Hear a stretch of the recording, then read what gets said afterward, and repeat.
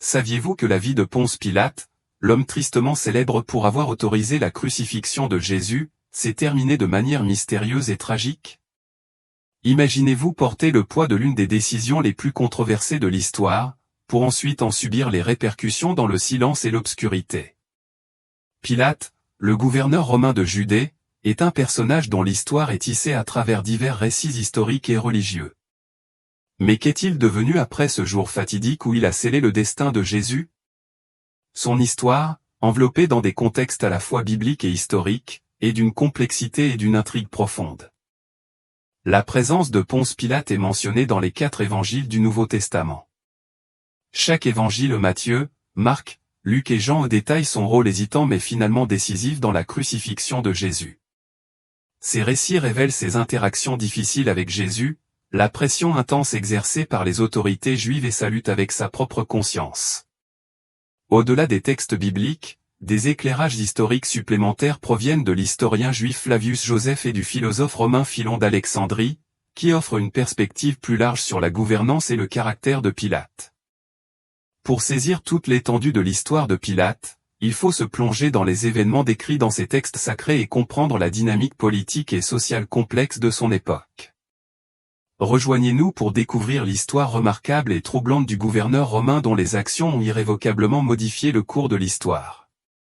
Découvrez les conséquences profondes et troublantes de la décision de Pilate et explorez l'héritage de l'homme qui a joué un rôle central dans la crucifixion de Jésus.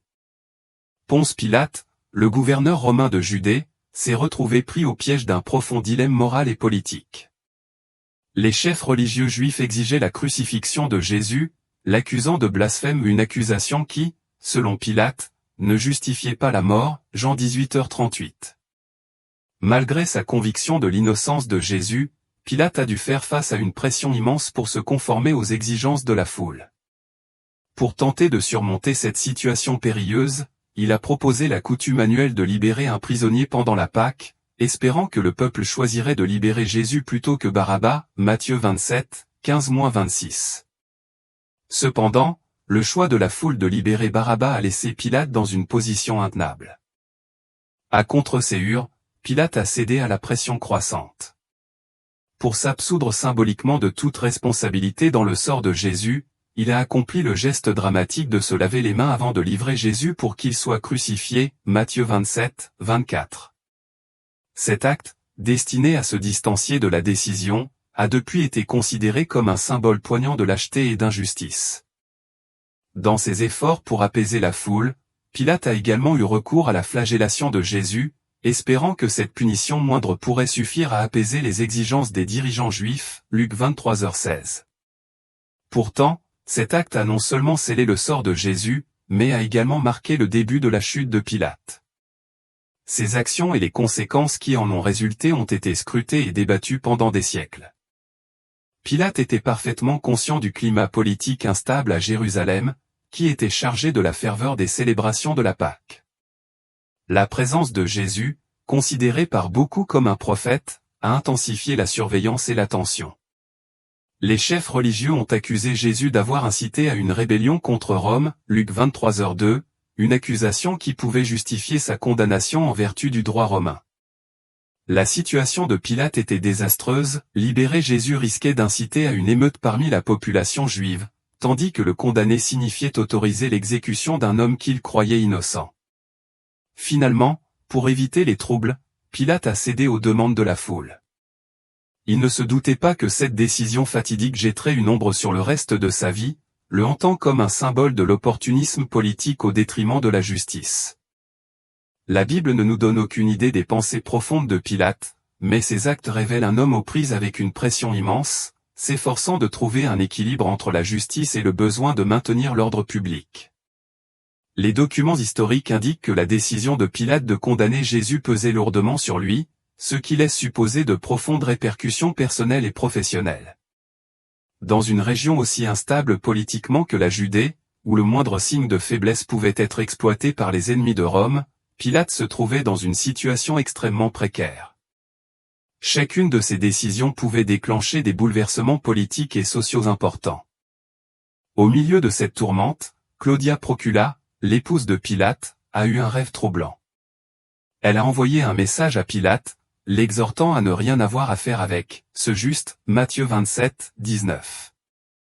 Ce rêve, mentionné uniquement dans l'évangile de Matthieu, reste enveloppé de mystères, ses origines et ses implications étant sujettes à diverses interprétations. Certains pensent qu'il s'agissait d'une intervention divine visant à dissuader Pilate de procéder à la crucifixion de Jésus. Bien que Claudia Procula n'apparaisse que brièvement dans le récit biblique, son intervention souligne le dilemme moral de Pilate. Le rêve qu'elle a fait était profondément bouleversant pour elle, et elle le percevait comme un avertissement divin. Ignorer ce message prophétique allait hanter Pilate, ajoutant une couche supplémentaire de tourment à son processus de prise de décision déjà difficile. Dans les traditions chrétiennes ultérieures, Claudia Procula était vénérée dans certaines confessions, reflétant l'importance perçue de son rôle dans le récit de la Passion. Son apparition brève mais marquante est souvent interprétée comme un symbole de la voix de la conscience intervenant dans les moments de crise morale profonde. La nature troublante de son rêve introduit un élément surnaturel dans l'histoire, suggérant que des forces supérieures étaient à l'œuvre pendant le procès de Jésus.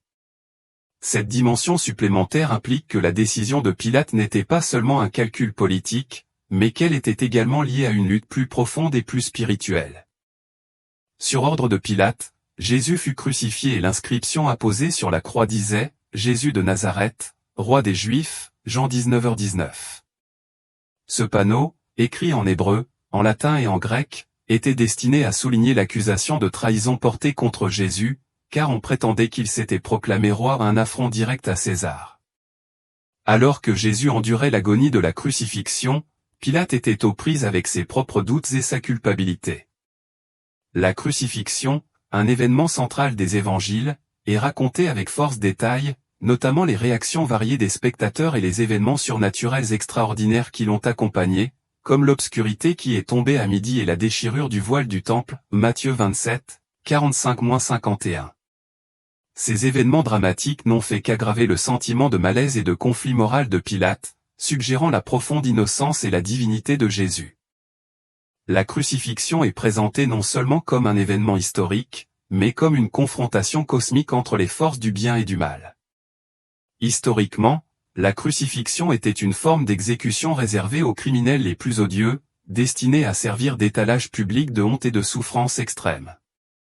La décision de Pilate d'autoriser cette forme d'exécution brutale, malgré ses réserves et ses doutes personnels, reflète l'immense pression et la dynamique politique et sociale complexe à laquelle il a été confronté. Après la crucifixion, la conscience de Pilate était en proie à l'obsession et au remords. Les manipulations qu'il subit de la part de la foule et des chefs religieux lui rongent l'âme. Les paroles obsédantes de Jésus, « Père, pardonne-leur, car ils ne savent pas ce qu'ils font » Luc 23, 34, résonnent sans cesse dans l'esprit de Pilate, amplifiant son sentiment de culpabilité.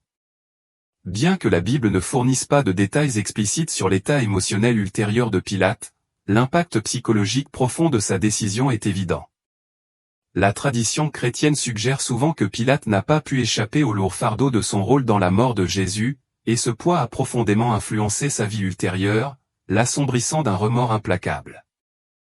Dans les évangiles apocryphes et d'autres écrits extra-canoniques, comme la tradition de l'Église orthodoxe éthiopienne, l'angoisse de Pilate est décrite avec encore plus de profondeur, le décrivant comme un homme accablé par la culpabilité. Son geste symbolique de se laver les mains, destiné à s'absoudre de toute responsabilité, n'a guère contribué à alléger le fardeau moral qu'il portait. Il est probablement resté hanté par les événements de ce jour fatidique, sa conscience étant sans cesse tourmentée par la connaissance des souffrances et de la crucifixion de Jésus. Selon la tradition orthodoxe éthiopienne, Pilate se serait converti au christianisme, cherchant à se racheter de ses actes et reconnaissant sa culpabilité. Bien que cette idée soit spéculative et non universellement acceptée, elle souligne l'ampleur des remords de Pilate. Après la crucifixion de Jésus, les rapports des gardes qui ont assisté à la résurrection de Jésus, Matthieu 28, 4-5, ont déclenché un tollé important parmi les dirigeants juifs et Pilate lui-même.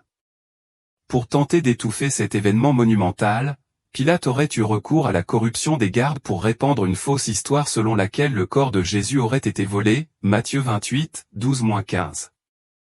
Malgré ces efforts, la nouvelle de la résurrection de Jésus s'est répandue rapidement, exacerbant le tourment de Pilate et son sens des responsabilités. La résurrection de Jésus est une pierre angulaire de la foi chrétienne, affirmée sans équivoque par les évangiles et les épîtres du Nouveau Testament, 1 Corinthiens 15, 3-8. Pour Pilate, la résurrection représentait une crise profonde de légitimité. Si Jésus était effectivement ressuscité des morts, cela aurait non seulement validé ses prétentions divines, mais cela aurait aussi signifié que Pilate avait condamné à tort un innocent à mort. Les tentatives de Pilate pour dissimuler la résurrection soulignent sa lutte pour garder le contrôle et la raison au milieu d'événements qui défiaient à la fois la logique et l'autorité romaine. La propagation du christianisme dans les décennies qui ont suivi la résurrection de Jésus, avec de nombreux juifs et gentils convertis à la foi, a amplifié les implications de la décision de Pilate. Ces efforts pour étouffer la vérité reflètent le conflit permanent entre le pouvoir temporel de Rome et l'autorité spirituelle naissante du christianisme. L'empereur Tibère a reçu des rapports mitigés sur la situation en Judée, et Pilate s'est retrouvé dans une position de plus en plus précaire. Il était déjà confronté à des critiques pour ses méthodes dures et son insensibilité aux coutumes juives, comme le décrivent les historiens Flavius Joseph et Philon d'Alexandrie. L'héritage de Pilate, marqué par son rôle dans le procès et la crucifixion de Jésus, s'est mêlé au récit plus large de l'histoire chrétienne primitive et de son conflit avec la domination romaine. Le gouverneur Ponce Pilate, connu pour ses actions qui ont souvent provoqué la colère de la population juive, est particulièrement tristement célèbre pour sa décision d'utiliser les fonds du temple pour construire un aqueduc.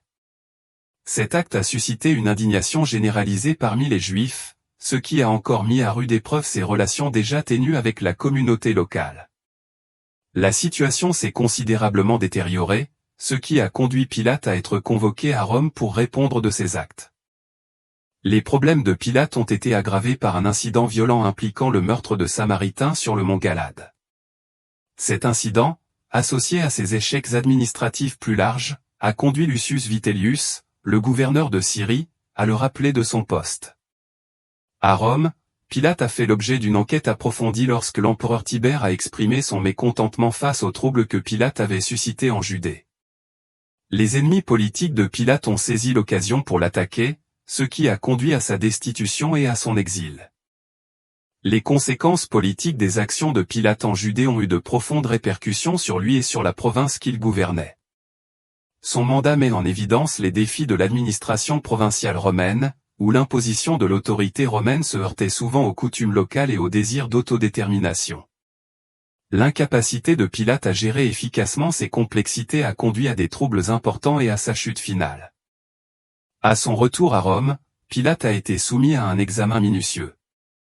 Bien que Tibère ait été furieux des troubles causés par Pilate, la nature précise de la punition de Pilate reste quelque peu floue. Les récits traditionnels suggèrent que Pilate n'a pas fait face à un procès officiel mais a plutôt été contraint de se retirer et retiré de la vie publique. Des textes apocryphes, tels que les Actes de Pilate, présentent des récits alternatifs de sa vie après la crucifixion, le décrivant souvent comme profondément repentant et pénitent. Les détails de la mort de Pilate sont entourés de mystères, et diverses traditions proposent différentes fins à sa vie, reflétant un héritage complexe entremêlé à la fois de ses échecs politiques et de son rôle dans la crucifixion de Jésus. L'histoire offre un portrait saisissant d'un homme dont les actions ont façonné de manière indélébile à la fois son propre destin et les annales de l'histoire. Le mandat de Ponce Pilate en tant que gouverneur romain, marqué par son incapacité à maintenir l'ordre et sa mauvaise gestion de sa province, illustre la dynamique de pouvoir complexe et souvent impitoyable qui a défini l'Empire romain. Autrefois figure d'une autorité considérable, Pilate a finalement connu une chute dramatique de la grâce, terminant ses jours dans la disgrâce et la réclusion, une ironie poignante pour quelqu'un qui avait tenté d'assurer sa position par des moyens injustes. Les détails entourant la mort de Pilate sont entourés d'énigmes.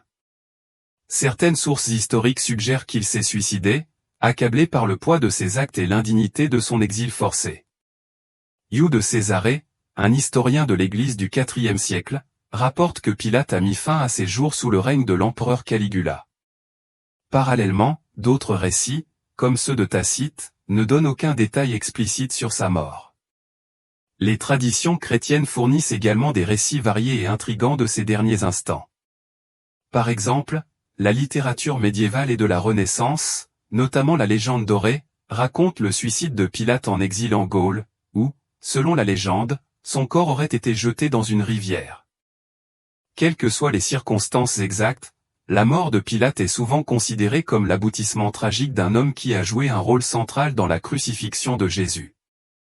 L'amalgame de faits historiques, de traditions et de spéculations entourant sa fin souligne la complexité de son héritage dans la mémoire collective. L'histoire de Pilate a servi au fil des siècles de toile de fond pour explorer les thèmes de la culpabilité, de la rédemption et de la justice. S'il a effectivement mis fin à ses jours dans le désespoir, cela serait considéré comme un ultime acte de remords. À l'inverse, les récits de sa prétendue conversion au christianisme avant sa mort suggèrent une quête de rédemption spirituelle. Ces divers récits éclairent les défis que pose le démêlage des faits et de la fiction dans la vie de personnages historiques impliqués dans des événements religieux et moraux profondément significatifs. Ponce Pilate est devenu une figure de légende sombre dans l'histoire chrétienne, souvent dépeint comme un individu faible et facilement influençable qui manquait de courage pour défendre ce qu'il savait être juste. Sa vie et sa mort sont des rappels brutaux des conséquences profondes de nos choix et des dangers de succomber aux pressions extérieures. Dans les évangiles, Pilate est décrit comme un gouverneur qui, malgré sa conscience de l'innocence de Jésus, a capitulé devant les exigences de la foule. Au fil des siècles, la tradition chrétienne a présenté Pilate sous un jour résolument négatif, bien que certains textes apocryphes offrent une perspective plus nuancée et plus sympathique sur son personnage. L'hésitation et la décision finale de Pilate ont inspiré une multitude d'interprétations théologiques et historiques, soulignant les complexités morales et éthiques inhérentes à son rôle pendant la crucifixion. La légende noire entourant Pilate sert de mise en garde contre les dangers de céder aux pressions extérieures au détriment de la justice et de la vérité. On établit souvent des comparaisons entre Pilate et d'autres personnages historiques qui ont fait face à des dilemmes moraux similaires, en utilisant son histoire pour mettre en évidence les vertus de courage et d'intégrité. Pendant la Semaine Sainte, de nombreuses traditions chrétiennes se souviennent de Pilate comme d'un exemple frappant de la façon dont la lâcheté et l'injustice peuvent conduire à des résultats catastrophiques. Son récit tragique invite également à une profonde réflexion théologique. Face au Fils de Dieu, Pilate n'a pas su reconnaître la vérité ultime, mettant en évidence la faillibilité du jugement humain. Son histoire nous met au défi d'examiner nos propres décisions et le courage nécessaire pour adhérer à la vérité. Les théologiens de tous les temps ont débattu du rôle de Pilate dans la passion du Christ, employant fréquemment son personnage pour illustrer la tension entre la justice et l'opportunisme. Sa tentative futile de se laver les mains de toute responsabilité est devenue le symbole de l'effort désespéré de la conscience coupable pour échapper à la responsabilité. Dans les sermons et les enseignements, la figure de Pilate est souvent utilisée pour souligner l'importance vitale du courage moral et de l'intégrité. Son histoire nous rappelle avec force que, face à des décisions difficiles, nous devons avoir la détermination d'agir avec justice, même lorsque de telles actions ont des répercussions personnelles. Dans la théologie chrétienne, Pilate incarne la lutte permanente entre le bien et le mal, son incapacité à reconnaître et à agir selon la vérité de Jésus servant d'avertissement sévère contre la complaisance morale. Son récit invite à une profonde introspection, nous exhortant à examiner notre propre cœur et à nous efforcer de vivre selon les principes de justice et de vérité. L'héritage de Pilate s'étend au-delà de la théologie pour s'étendre au domaine de l'art et de la littérature, où il est devenu une figure centrale de diverses œuvres culturelles. Au fil des siècles, artistes et écrivains se sont penchés sur son caractère complexe et son rôle dans la crucifixion de Jésus. De l'art sacré médiéval à la littérature contemporaine, Pilate est représenté de multiples façons, reflétant l'évolution des perceptions de son personnage. Dans l'Évangile selon Jésus-Christ de José Saramago et Le Maître et Marguerite de Mikhaïl Bulgakov, Pilate apparaît comme une figure profondément conflictuelle, déchirée entre ses devoirs et sa boussole morale. Dans les arts visuels, il est fréquemment représenté au moment de la condamnation de Jésus, son comportement oscillant souvent entre le doute et la résignation. Ces représentations artistiques et littéraires soulignent l'impact durable de Pilate sur l'imaginaire collectif et son importance dans les contextes historiques et théologiques. De plus, Pilate figure en bonne place dans les représentations de la Via Crucis, où sa présence sert de point focal à la réflexion sur les thèmes du pouvoir, de la justice et de la fragilité humaine. Les productions théâtrales et les adaptations cinématographiques ont également exploré son personnage, soulignant fréquemment les dilemmes moraux auxquels il a été confronté. La complexité de la figure de Pilate permet aux artistes et aux écrivains de se plonger dans les thèmes universels du pouvoir, de la responsabilité et de la rédemption. Dans la tradition chrétienne, en particulier pendant la Semaine Sainte, l'histoire de Pilate est revisitée dans les sermons et les représentations dramatiques de la Passion du Christ. Son personnage est considéré comme un exemple poignant de la façon dont la lâcheté et l'injustice peuvent entraîner des conséquences profondes et de grande portée. Dans les rites liturgiques, Ponce Pilate est notamment mentionné dans le Credo de Nicée-Constantinople, où il est indiqué que Jésus a souffert sous son règne. Cette inclusion souligne l'importance du rôle de Pilate dans le récit du salut chrétien, marquant un point crucial dans l'histoire de la foi. La figure de Pilate est utilisée de manière pédagogique pour souligner les dangers de l'injustice et l'absence de courage moral. Lors des célébrations de Pâques, son souvenir sert de puissant rappel des répercussions des actions humaines et de l'impératif de rechercher la justice et la vérité dans toutes les situations. Dans diverses traditions chrétiennes, Pilate est l'emblème du jugement injuste, et son histoire est souvent utilisée pour enseigner l'importance de la justice et de l'équité. Dans certaines liturgies, Pilate est invoqué dans les prières comme un symbole de la fragilité humaine et du besoin de la grâce divine pour surmonter nos défis moraux. Sa vie et sa mort offrent de profondes leçons sur la responsabilité et l'intégrité. Pilate avait la possibilité de changer le cours de l'histoire, mais a plutôt opté pour la commodité. Son récit illustre comment nos actions affectent non seulement nos propres vies, mais ont également des conséquences de grande portée pour ceux qui nous entourent. La figure de Pilate apparaît fréquemment dans les discussions éducatives et morales pour illustrer l'importance d'agir avec justice et courage. Son hésitation et sa soumission aux pressions extérieures mettent en évidence comment un manque de détermination morale peut conduire à des résultats désastreux. Les leçons tirées de l'histoire de Pilate s'étendent à divers aspects de la vie, du leadership politique au choix personnel, soulignant la nécessité de défendre la vérité et la justice. Dans de nombreux contextes éducatifs, Pilate est utilisé comme cas d'étude pour explorer l'éthique et le leadership, démontrant la nécessité de l'intégrité dans les postes d'autorité. Ces échecs servent d'avertissement contre la complaisance et la tentation de choisir la voie de moindre résistance au détriment de la rectitude morale. L'histoire de Pilate nous met au défi de réfléchir à nos propres actions et à notre devoir d'agir avec justice, même sous une pression intense. Aujourd'hui, l'histoire de Pilate continue d'avoir une profonde pertinence dans notre monde. En période d'incertitude et de conflit, la nécessité de prendre des décisions justes et courageuses est plus cruciale que jamais. La tragédie de Pilate est un puissant rappel que la vérité doit triompher, même face à une pression et une adversité intense.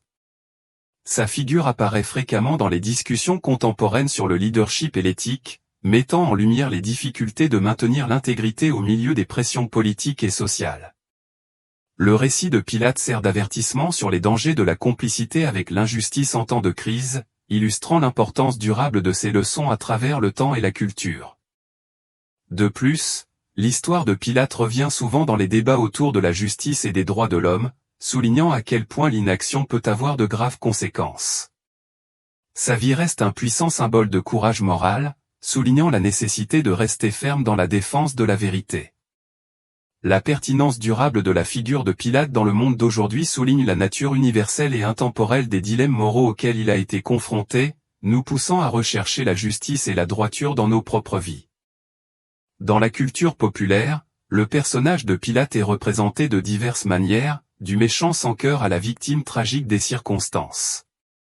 Ces représentations, que l'on retrouve dans les films, les pièces de théâtre et la littérature, continuent de captiver le public et de susciter l'intérêt pour cet homme qui a joué un rôle central dans le cours de l'histoire humaine. Des films comme La Passion du Christ et Jésus de Nazareth présentent Pilate avec des niveaux de complexité qui reflètent son trouble intérieur et son conflit moral. Dans la littérature, Pilate est souvent un personnage central dans des récits explorant les thèmes du pouvoir, de la justice et du remords. La fascination continue pour Pilate dans la culture populaire montre que sa figure reste un sujet convaincant et pertinent, offrant de nouvelles interprétations et perspectives sur son rôle historique. Ponce Pilate apparaît fréquemment dans les productions théâtrales de Pâques dans le monde entier, où son rôle est interprété et réimaginé de diverses manières. Ces représentations variées reflètent les changements dans les valeurs et les perceptions sociétales, illustrant la manière dont chaque génération revisite et réévalue son personnage dans le contexte des conceptions contemporaines. Pilate reste une figure centrale dans les discussions sur le pouvoir, la moralité et les répercussions des actions humaines, soulignant son importance durable dans notre culture. L'héritage de Pilate perdure dans les traditions chrétiennes et la mémoire collective, servant de rappel poignant à la fois de la force et de la vulnérabilité humaine. On se souvient de lui non seulement pour ses actions, mais aussi pour son inaction ou son incapacité à défendre fermement la vérité et la justice.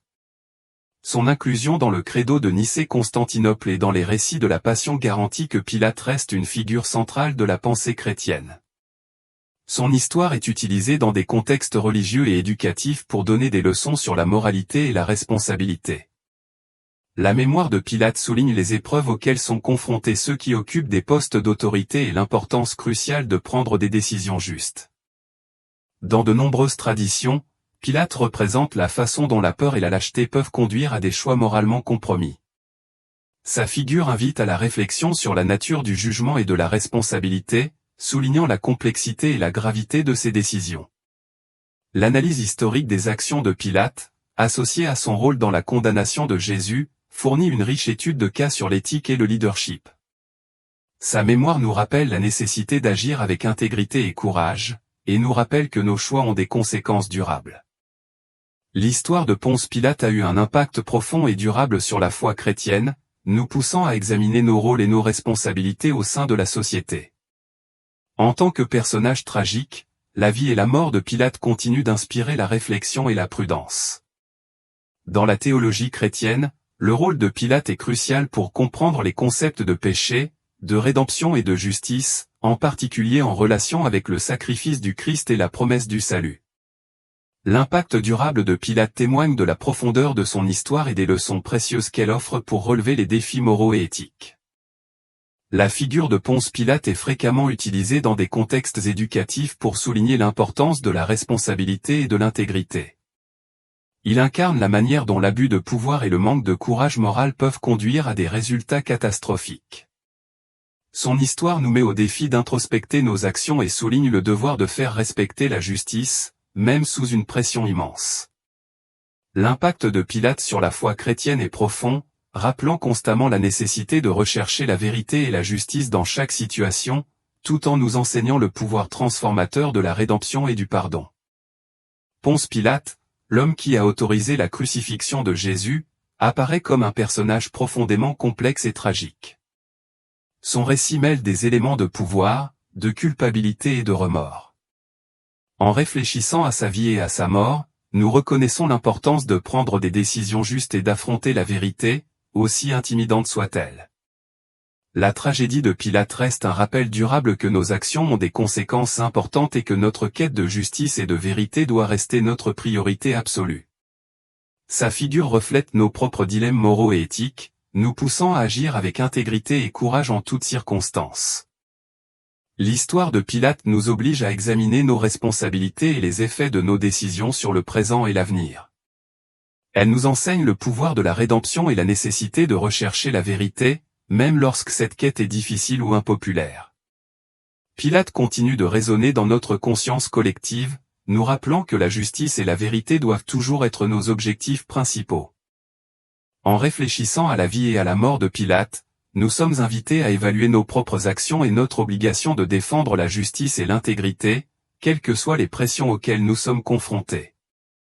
Si vous avez trouvé cette vidéo instructive, nous vous invitons à vous abonner à notre chaîne pour plus d'inspiration, de connaissances et d'enrichissement spirituel.